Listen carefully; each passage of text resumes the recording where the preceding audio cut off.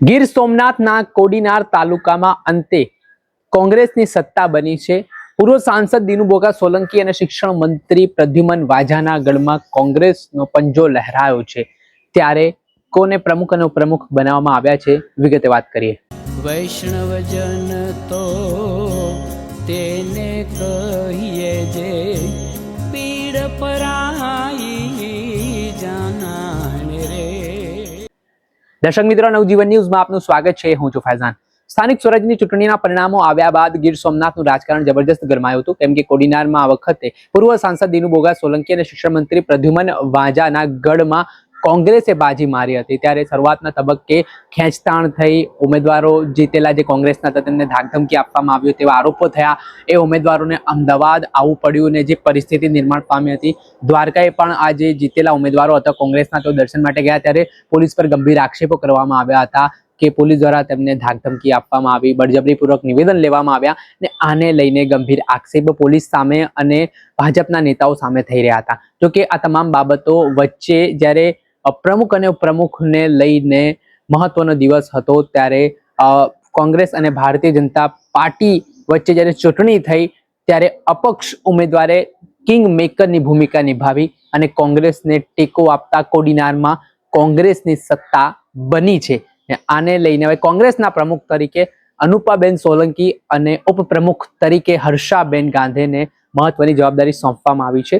ત્યારે અનુપાબેન સોલંકીના જે પતિ છે તેઓ આ બાબતને લઈને શું કહી રહ્યા છે, કોંગ્રેસને સત્તા મળતાની સાથે હવે કઈ કઈ બાબતો પર આગામી દિવસોમાં કામ થવાનું છે તે સાંભળો। મારું નામ રાજેન્દ્રસિંહ પ્રતાપસિંહ સોલંકી। મારા ઘરેથી તાલુકા પંચાયતના ઉમેદવાર તરીકે અને પ્રમુખ તરીકે ફાઇનલ થયા છે। એમનું નામ અનુપા રાજેન્દ્ર સોલંકી।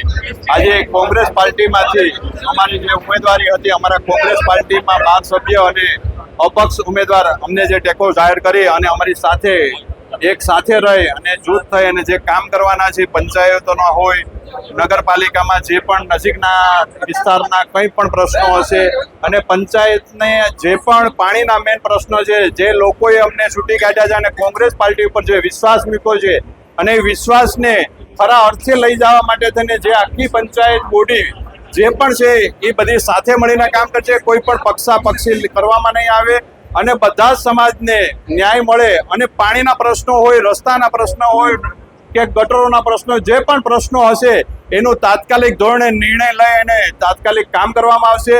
અને જે પણ તલાટીઓના કામગીરી હોય કે પંચાયતના લગતા જે પણ કામગીરી હશે એ લોકોને સરળતાથી સહજ રીતે કામ થઈ શકે એ માટેના સંપૂર્ણ પ્રયત્ન કરશું અને આવનારા દિવસોમાં એક જૂથ થઈને અને કોંગ્રેસ મજબૂત થશે એવા પ્રયત્નો પણ અમે કરીએ છીએ।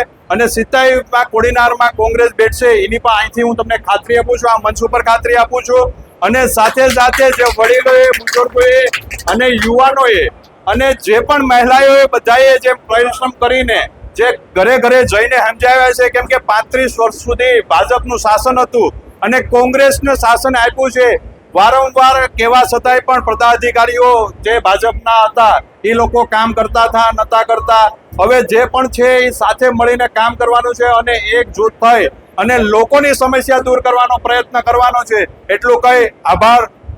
જે રીતે આપણે સાંભળ્યા હતા, કોંગ્રેસના કાર્યકર અને જે કોંગ્રેસના તાલુકા પંચાયતના પ્રમુખ બન્યા છે તેમના પતિ તેમના મામલે મહત્વનું નિવેદન આપ્યું છે ને આગામી દિવસોમાં લોકોના વિકાસના કાર્ય ખૂબ ઝડપી બનાવવા માટે ને વિસ્તારમાં જ્યાં જ્યાં વિકાસનો અભાવ છે તે વિકાસ માટે કોંગ્રેસ કટિબદ્ધ રહેશે તે પ્રકારનો દાવો તેમના દ્વારા કરવામાં આવ્યો છે।